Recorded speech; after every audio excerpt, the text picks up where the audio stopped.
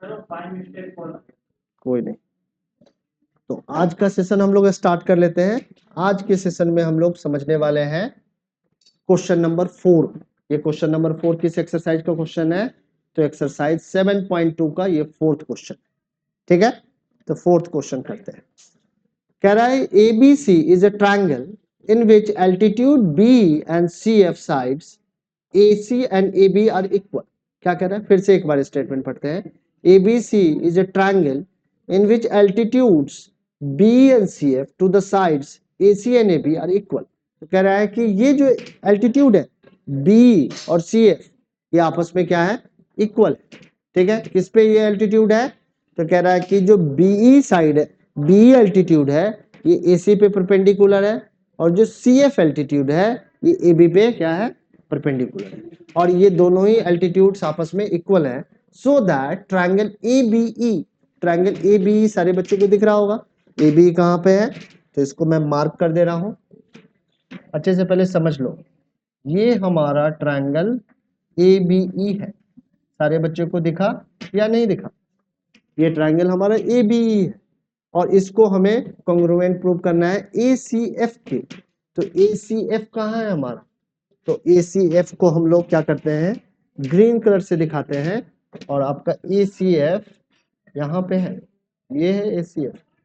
ठीक है, तो इन दोनों ही ट्रायंगल में आपको एंगल A क्या है? कॉमन मिल रहा है। एंगल A कॉमन है, तो ये वाली एंगल तो इक्वल होगी। ठीक है, दूसरा क्या होगा? एक और भी एंगल आपकी इक्वल हो जाएगी, तो एंगल E जो है एंगल F के भी इक्वल होगा, और दूसरा एक साइड भी इक्वल हो रहा है। तो यहाँ पे हम लोग एंगल साइड क्राइटेरियन से इन दोनों ट्रायंगल को कॉन्ग्रुएंट कह सकते हैं। तो इन दोनों ट्रायंगल को अभी हम लोग कंपेयर करते हैं पहले तो। ठीक है, सो इन ट्रायंगल फोर्थ का फर्स्ट पार्ट अभी हम लोग करने वाले हैं। तो इन ट्रायंगल EBE एंड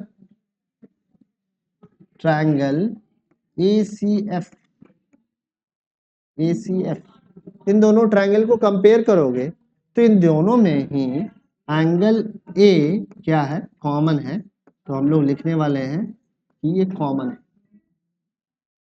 ठीक है, कॉमन है, ये दोनों एंगल क्या है? कॉमन है, दोनों में है। ठीक है, दोनों ट्रायंगल में अवेलेबल है। और क्या कह रहा है? अगर हम लोग ABE को देखो, ABE को अभी देखना है, तो ABE में जो एंगल है हमारा AEB और ACF ट्रायंगल, अब देखो ACF में जो एंगल है AFC जो ट्रायंगल है, ये दोनों ही एंगल कितने का है? 90 डिग्री का है या नहीं? ABE ABE ट्रायंगल में AEB जो एंगल है, और ACF ट्रायंगल में AFC जो एंगल है, दोनों ही एंगल क्या है? 90 डिग्री के हैं। और एक इंफॉर्मेशन और भी गिवन है कि BE हमारा CF के इक्वल है। BE जो है CF के इक्वल है, इट इज गिवन इंफॉर्मेशन। ठीक है, सो इस गिवन इंफॉर्मेशन से हम लोग क्या लिख सकते हैं? हम लोग गिवन इंफॉर्मेशन से अब हम लोग लिख सकते हैं कि from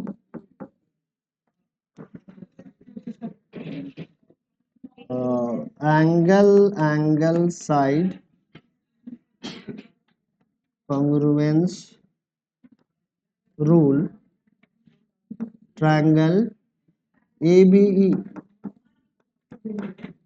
is congruent to triangle ACF। सो पहला पार्ट आपका क्या हो गया? प्रूफ हो गया। ठीक है, अब दूसरा पार्ट देखो, दूसरा पार्ट कैसे प्रूव कर पाएंगे?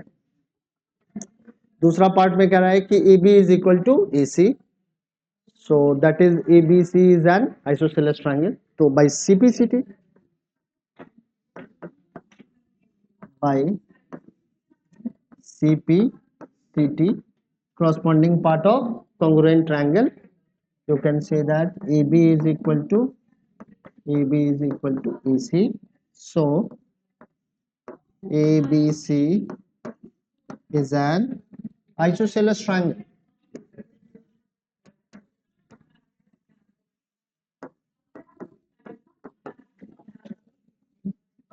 ठीक है, समझ में आई बात या नहीं आ रही है? तो ये क्वेश्चन समझ में आ गया सारे बच्चों को? फोर्थ क्वेश्चन, जितने भी ऑनलाइन स्टूडेंट हैं, कनिष्क और कौन कौन से बच्चे हैं ऑनलाइन हमारे, सारे बच्चों को समझ में आ रहा है? ठीक है, गुड। समझ में नहीं आएगा तो पूछ लेना है।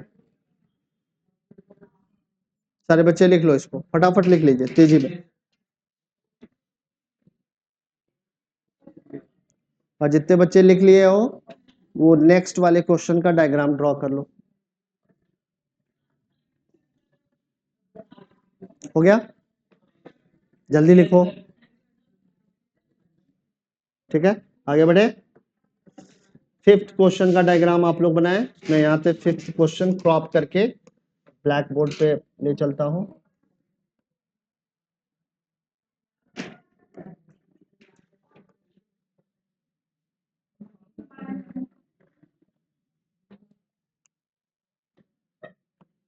हाँ, ये हमारा फिफ्थ क्वेश्चन है।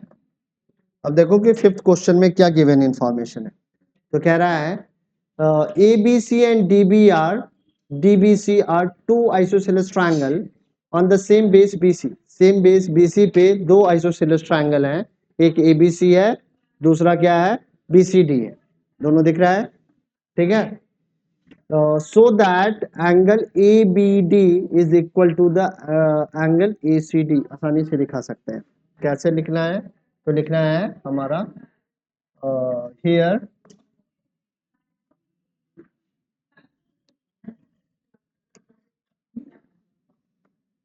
कहेंगे here ABC is an isosceles triangle, isosceles triangle,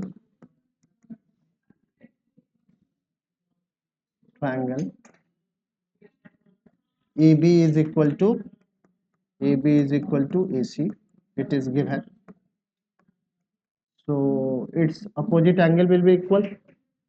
So angle ABC is equal to the angle ACB, since angles opposite to equal sides are equal। So this is the first equation। इसको हम लोग क्या consider कर लेते हैं? First equation. ठीक है, this is the first equation. Triangle BCD is also an isosceles triangle,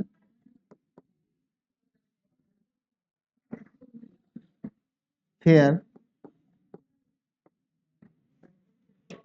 BD is equal to CD,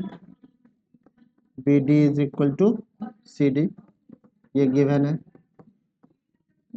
ठीक है, सो BD के अपोजिट वाली एंगल क्या है? BCD है, और एंगल CD के अपोजिट वाली एंगल DBC है। तो angle DBC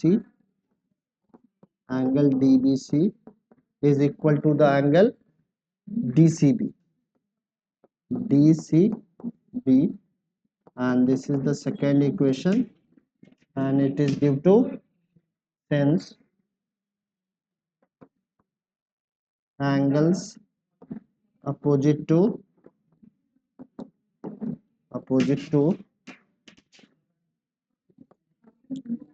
equal sides are equal।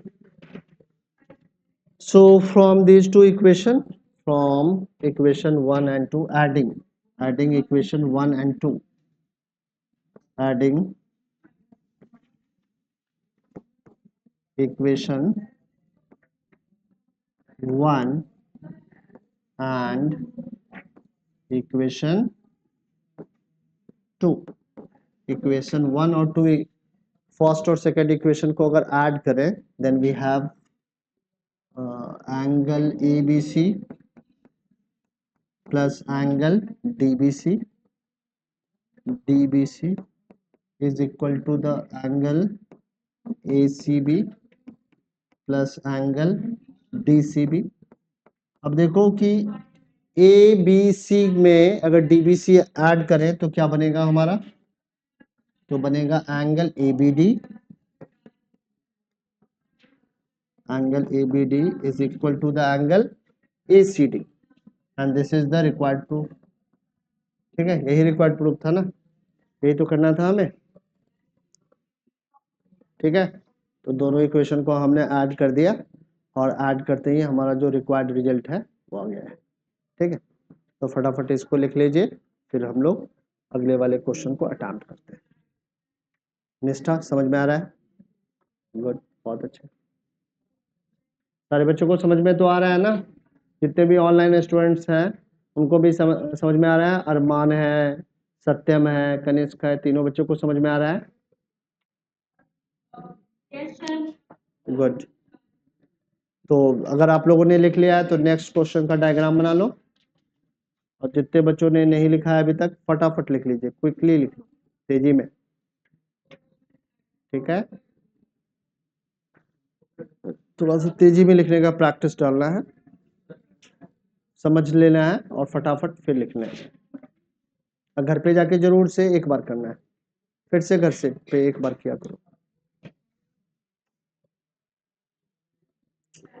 आगे बढ़े, और कुछ भी छूट जाए तो वीडियो लेक्चर रिकॉर्ड होके जा ही रहा है, उसको फिर से वहां से देख लो। अब तो जो भी लेक्चर दिया जा रहा है उसको रिकॉर्ड करके डाला जा रहा है, पूरा अनकट वीडियो होता है, तो जितने देर का है जो भी है बातें हुई है वो सारी वीडियो में कैप्चर होके चली जाती है, तो उसको देख लिया करो। क्या? हाँ, आज भी हो रही है। अब तो कंटिन्यूअसली जो भी लेक्चर डिलीवर कर रहा हूँ उसको रिकॉर्ड कर रहा हूँ एग्जैक्टली। ठीक है, तो जो क्लास में हुआ है, कुछ लग रहा है कि छूट गया, कभी एब्सेंट है, तो आप जाके जो जो चैप्टर तो मालूम है कि इस चैप्टर का हमारा लेक्चर छूटा है, तो उस चैप्टर का लेक्चर देख लीजिए, आपको पता चले। ठीक है, आगे बढ़े। ठीक, तो हम लोगों ने क्वेश्चन नंबर 5 कर लिया है, अब क्वेश्चन नंबर 6 करने वाले हैं। और क्वेश्चन नंबर 6 इंपॉर्टेंट क्वेश्चन है, तो इसमें स्ट्रिक्ट मार्क लगा लो, इंपॉर्टेंट लिख लो, बहुत ही ज्यादा इंपॉर्टेंट है, ये आ सकता है आपके टेस्ट में। तो क्वेश्चन 6 के करस्पॉन्डिंग जो डायग्राम है वो 7.34 है, तो उस डायग्राम को हम लोग क्रॉप कर लेते हैं, क्रॉप करके यहाँ पे लगा लिया है। अब पहले क्वेश्चन समझ लेते हैं कि क्या कह रहा है। तो कह रहा है triangle ABC is an isosceles triangle in which AB is equal to AC। हमारे पास ABC एक आइसोसेलेस ट्रायंगल है, और उस आइसोसेलेस ट्रायंगल में जो AB वाली साइड है वो AC वाली साइड के इक्वल। फिर क्या कह रहा है, BA produce to D such that AD is equal to AB। AD क्या है, AB के इक्वल है, so that triangle BCD is a right angle. BCD को हमें राइट एंगल प्रूव करना है। ठीक है, तो देखते हैं कि किस तरीके से हम लोग BCD को राइट ट्रायंगल प्रूव कर सकते हैं। तो सबसे पहले हम लोग लिखते हैं in triangle ABC, in triangle ABC, in triangle ABC triangle में आप क्या देख रहे हो, तो आप पा रहे हो कि ABC ट्रायंगल में ये गिवन है आपका कि AB वाली जो साइड है वो AC वाली साइड के इक्वल है। This is the given information, है या नहीं? ये गिवन इंफॉर्मेशन है ना? सो आप लिख सकते हो यहाँ पे from the given information angle ABC is equal to the angle ACB since these two angles are the opposite angles of equal sides। Equal sides के ये अपोजिट एंगल है, इसलिए आपस में इक्वल होंगे। तो इसी रीजन को हम लोग लिख रहे हैं since opposite angles of equal sides are equal। तो इसी कारण से हम लोगों ने ऐसा लिखा है। तो इन दोनों ही एंगल को थोड़ा सा हम लोग क्या करते हैं, यहाँ पे लिख लेते हैं कि ये एंगल हमारा जो है ये के इक्वल है। इसको रब करके मैं थोड़ा सा एक बार फिर से लिख रहा हूँ, लिखना यही है, बट यहाँ पे मैं क्या करने वाला हूँ, angle A B C is equal to the angle A C B, वही लिखा है फिर से, बट यहाँ पे हम लोग एक वैल्यू x भी ले रहे हैं। सो ये हमारा x है और ये भी हमारा क्या हो गया, x हो गया। ऐसा लिखने में कोई दिक्कत तो नहीं है। अब क्या है गिवन, दूसरा गिवन इंफॉर्मेशन है कि AD is equal to AB in triangle, now in triangle ACD, in triangle ACD triangle में हम लोग क्या लिखने वाले हैं कि जो हमारा AB साइड है is equal to the AB is equal to AD, it is given and AB is also equal to the AC and this is also a given information, ये भी हमारा क्या गिवन इंफॉर्मेशन है। तो इन दोनों given information से हम लोग लिख सकते हैं कि AD is equal to AC, जा सकता है या नहीं लिखा जा सकता है, ठीक है। अब AD चूंकि AC के इक्वल है तो AD और AC के जो अपोजिट एंगल्स भी होंगे वो भी आपस में इक्वल हो जाएंगे। So this implies that angle ACD plus is equal to the angle ADC, और इन दोनों एंगल को मैंने क्या किया, y कंसीडर किया है। और ऐसा क्यों लिखा है, since opposite angles of equal sides are equal, ठीक है। यहां तक समझ में आया या नहीं आया? तो ये हमारा फर्स्ट इक्वेशन है, this is the first equation,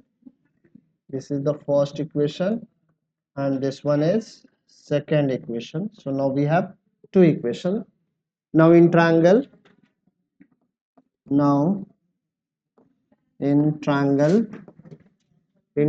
BCD, इस ट्रायंगल को हम लोग ले, अब हम लोगों ने क्या क्या कंसीडर किया है, तो इस वाली एंगल को हमने x कंसीडर किया था, तो ये वाली भी x है और ये हमारा y है और ये भी क्या है हमारा y, ठीक है। अब इस ट्रायंगल में एंगल सम प्रॉपर्टीज से हम लोग क्या लिख सकते हैं, angle B plus angle C plus angle D is equal to the 180 degree from angle sum properties,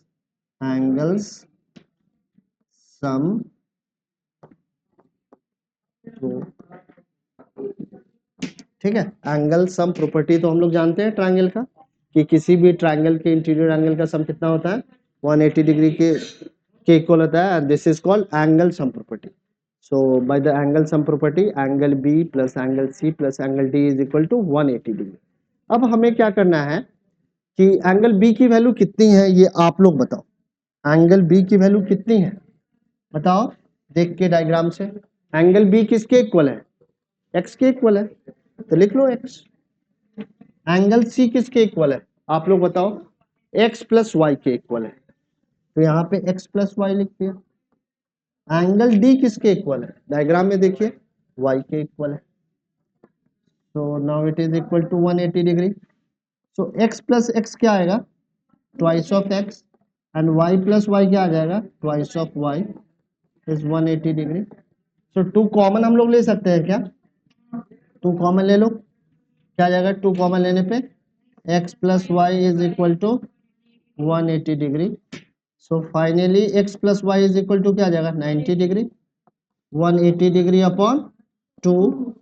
so finally we have x plus y is equal to 90 degree, ठीक है। और x प्लस वाई किसके इक्वल है, तो BCD के equal है। So angle BCD हमारा क्या हो गया 90 degree, and this is the required proof. यही तो हमें करना था, यही प्रूव करना था ना, तो ये 90 डिग्री के इक्वल प्रूव हो गया। बट ये क्वेश्चन है इंपॉर्टेंट, इसको करना पड़ेगा एक बार रिवाइज, तो ही आप एग्जामिनेशन में परफॉर्म कर पाएंगे। अगर नहीं रिवाइज करेंगे तो यहाँ पे तो समझ में आ गया है, बट ये क्वेश्चन उस समय हो सकता है कि ना हो आपसे। सो प्लीज इसको एक बार तो अटेम्प्ट कर ही लेना है, घर पे एक बार जरूर रिवाइज करना है, इसमें स्ट्रिक्ट मार्क लगाओ, ठीक है, वेरी वेरी इंपॉर्टेंट है। कुछ ऐसा लगा लो कि आपको हमेशा याद रहे कि ये क्वेश्चन जब भी पेपर में आप जा रहे हैं और ये एक्सरसाइज आ रहा है या ये चैप्टर आ रहा है तो आपको इस क्वेश्चन को रिवाइज करके ही जाना है। सारे बच्चों ने लिख लिया? हो गया सबका कंप्लीट? जितने ऑनलाइन स्टूडेंट्स हैं वो सारे बच्चे लिख रहे हैं ना ठीक से? विजिबिलिटी में कोई दिक्कत तो नहीं है? आप लोगों को दिख रहा है ठीक से जो भी मैं लिख रहा हूं? कहीं पर भी अगर समझ में नहीं आएगा तो मेरे से पूछ लेना है कि सर नहीं समझ में आ रहा है, ये क्या आपने लिखा है, तो मैं बता दूंगा।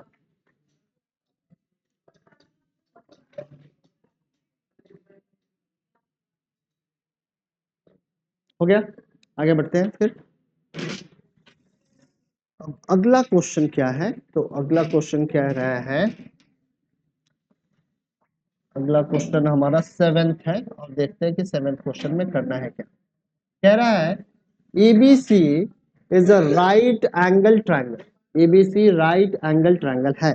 सो एक ट्रायंगल हम लोग बना लेते हैं और इसको ABC मार्क कर लेते हैं, और यहाँ पे एंगल A क्या है? 90 के इक्वल है। तो हम लोगों ने एक लाइन ऐसे ड्रॉ की, एक ऐसे और एक लाइन ऐसे, ये हमारी राइट एंगल ट्रायंगल है और हमारा ए एंगल को फिक्स करना पड़ेगा। तो ए को हमने कहाँ फिक्स कर दिया? यहाँ पे फिक्स कर दिया, तो ए हमारा हो गया 90, ठीक है। हमने बी को यहाँ फिक्स किया है और सी को यहाँ पे फिक्स किया है, और गिवन है कि ए बी क्या है? ए सी के इक्वल है, ठीक है। हमें निकालना है angle B and angle C, ठीक है। तो हम लोग स्टार्ट करते हैं, तो लिखेंगे in triangle ABC EB is equal to AC, EB is equal to AC and this is given information, ये हमारा क्या है? given information है, ठीक है। since these two sides are equal so their opposite angle will be also equal to each other, so we can write angle ABC is equal to the angle ACB, since opposite angles of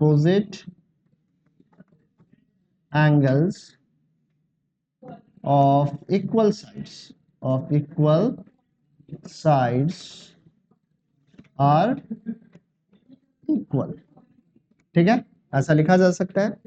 अब इस वाले side को हमने, इस वाले दोनों ही angle को हमने क्या कंसीडर किया है कि ये दोनों x के इक्वल है। ऐसा लिखना कोई गलत है? नहीं है, ठीक है। तो इन दोनों को हमने x के इक्वल कर लिया, ठीक है। अब हम लोग लिख सकते हैं angle BAC, angle BAC plus angle ABC plus angle ACB is equal to the 180 degree, from angle sum property, from angles sum property, इस प्रॉपर्टी से, ठीक है। तो हमारा BAC किसके इक्वल है? तो BAC 90 के इक्वल है, ABC x के इक्वल है और ACB भी x के इक्वल है, ठीक है। तो हम लोग लिख सकते हैं twice of x is equal to 180 degree minus 90 degree, so this implies that 2x is equal to 90 degree, so x is equal to 45 degree, 90 by 2, so it will be 45 degree, 45 degree।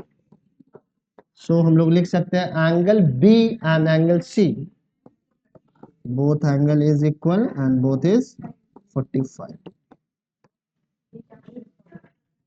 ठीक है। आसान सा question था, इतना complicated नहीं था, ठीक है। कर लिया सारे बच्चों ने? कर लो कर लो। समझ में आ रहा है या नहीं आ रहा है? समझ में आना चाहिए, ज्योमेट्री है। समझ में एक बार आ गया और अच्छे से कर दिया, मार्क्स पूरे के पूरे। जितने भी ऑनलाइन स्टूडेंट्स हैं उनको समझ में आ रहा है?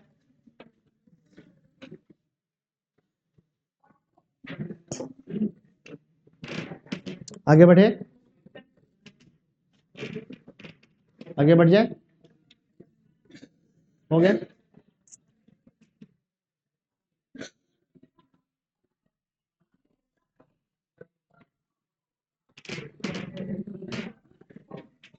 अब हमें सबसे लास्ट क्वेश्चन है, क्वेश्चन नंबर 8।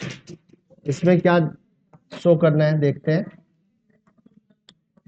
क्वेश्चन नंबर 8 कह रहा है so that the angle of an equilateral triangle are 60 degree each. Equilateral triangle के सारे एंगल क्या हैं? 60 डिग्री के होते हैं। ये हमें प्रूव करके बताना है। हमें मालूम है कैसा होता है, बट कैसे होता है, ठीक है, आज हम लोग ये सीखेंगे। तो यहाँ पे हम लोग एक इक्विलेटरल ट्रायंगल बना रहे हैं और ये इक्विलेटरल ट्रायंगल हमने बना लिया है। इसका नेम असाइन कर देते हैं। इसका वर्टेक्स है ए बी एंड सी, ठीक है। और हमें क्या दिखाना है? इसका हर एक एंगल को 60 डिग्री प्रूव करनी है। तो यहाँ पे क्या क्या गिवन इंफॉर्मेशन है पहले ये लिखेंगे, ठीक है। आवाज नहीं करो। गिवन क्या है? गिवन है A B C is an equilateral triangle,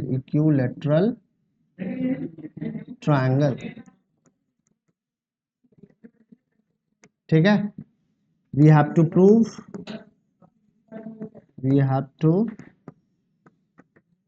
क्या प्रूव करना है? तो we have to prove angle A plus is equal to angle B is equal to angle C is equal to 60 degree. ये हमारा proof है। इसको हमें प्रूफ के, हाँ प्रूफ, ठीक है। अब क्या है? अब देखो कि कैसे प्रूव करेंगे।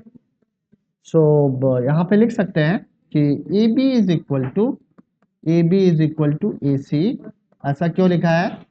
Since A B C is an equilateral triangle. Equilateral, please यहाँ पे ध्यान दे दो सारे बच्चे। Triangle, so we can write AB is equal to AC. Since AB is equal to AC, so their opposite angles will be equal. So the opposite angles are angle ABC and angle ACB, ठीक है। ऐसा क्यों है? तो since opposite angles of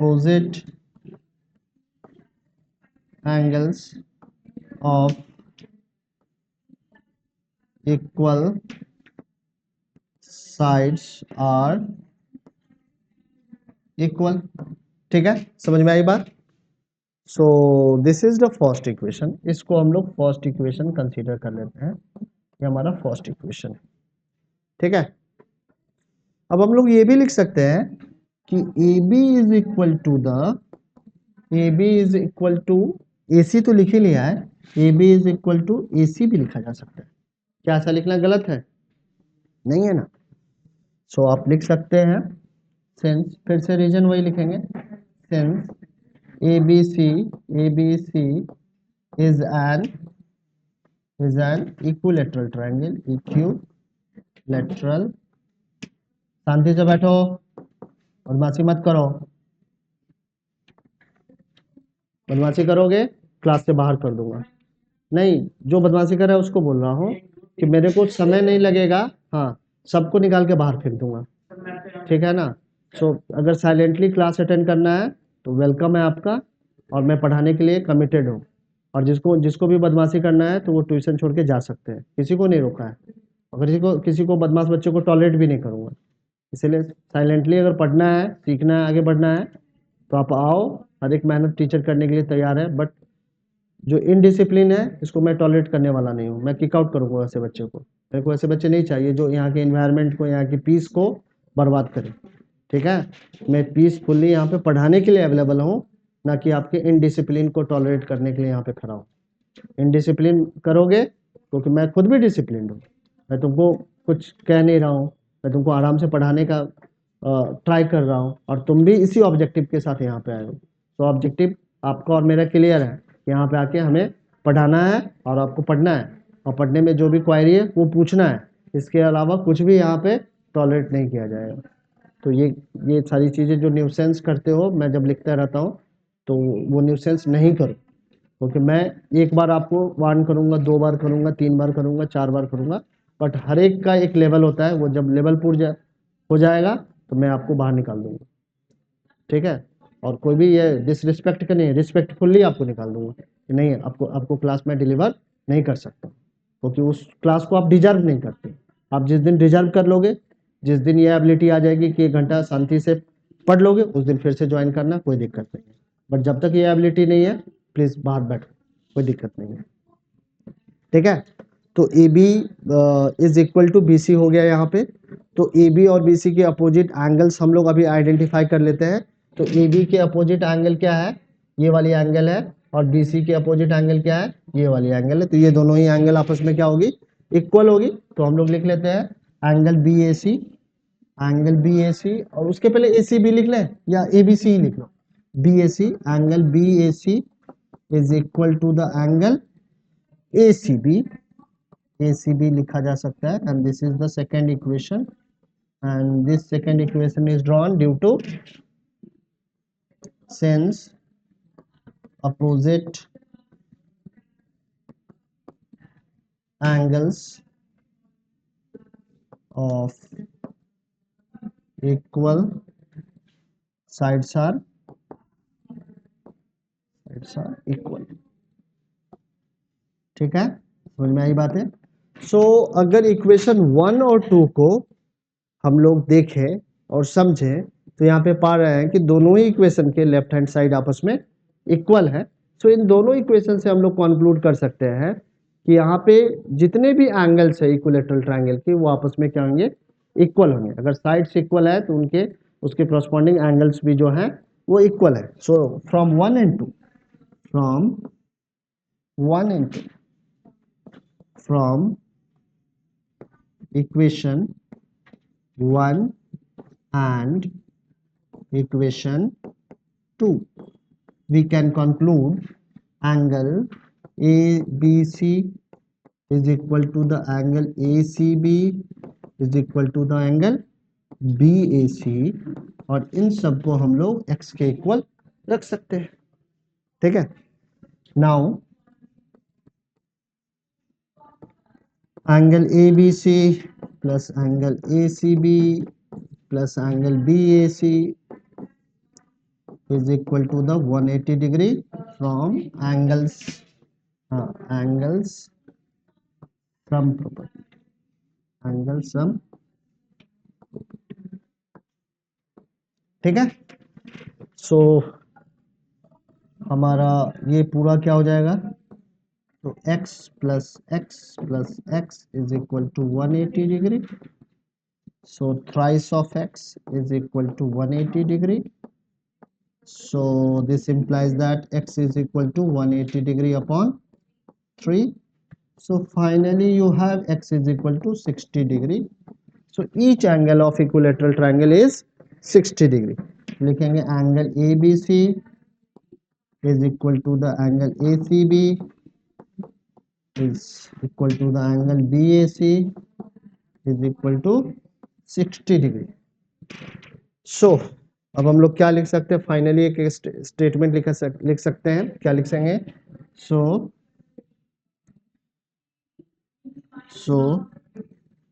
each angle of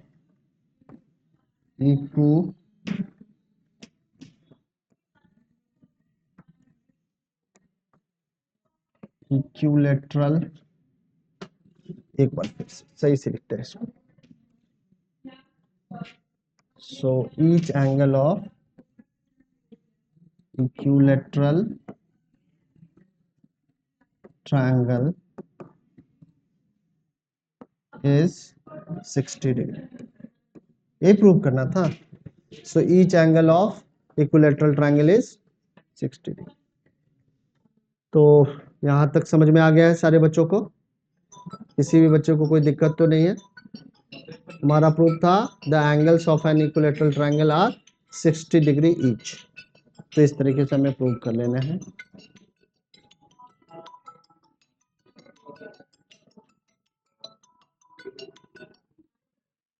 हाँ तन्मय, hello, हाँ बोलो, हाँ बताइए, हेलो।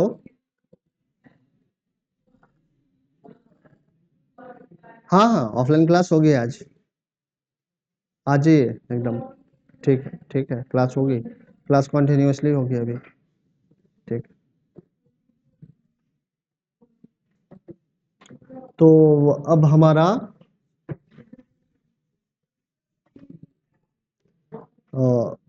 ये पूरा एक्सरसाइज कंप्लीट हो गया है।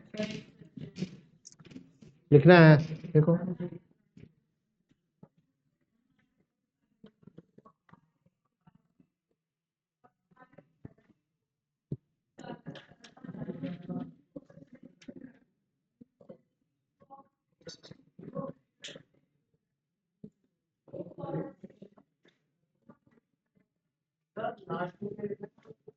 सो each angle of an equilateral triangle, an लगा दो यहाँ पे। So each angle of an equilateral triangle is 60 degree.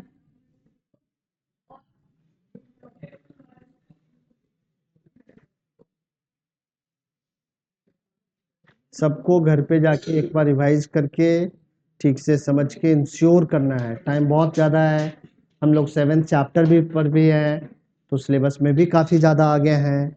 अब इसमें ज़्यादा चैप्टर भी नहीं बचा हुआ है। ट्रायंगल के ख़त्म होने के बाद क्वाड्रिलेटरल है, उसके बाद सर्किल है, सर्किल के बाद कुछ छोटे-छोटे चैप्टर जैसे ह्यूरोन्स फार्मूला है, स्टैटिस्टिक है। तो मेजॉरिटी ऑफ चैप्टर ट्रायंगल के बाद हमारा खत्म हो जाएगा। सो रिवीजन करना बहुत ज़रूरी है, चीज़ों को समझना ज़रूरी है, वैरायटी ऑफ क्वेश्चंस करने हैं। ट्रायंगल और लाइन एंड एंगल्स में तो पहले एनसीईआरटी के क्वेश्चन सारे कर जाओ, एग्जाम्पल्स वाले कर जाओ, इस तरीके से कर जाओ कि कम से कम एटलीस्ट अगर एनसीईआरटी बुक से क्वेश्चन आ रहा है तो वो छूटे नहीं, ठीक है।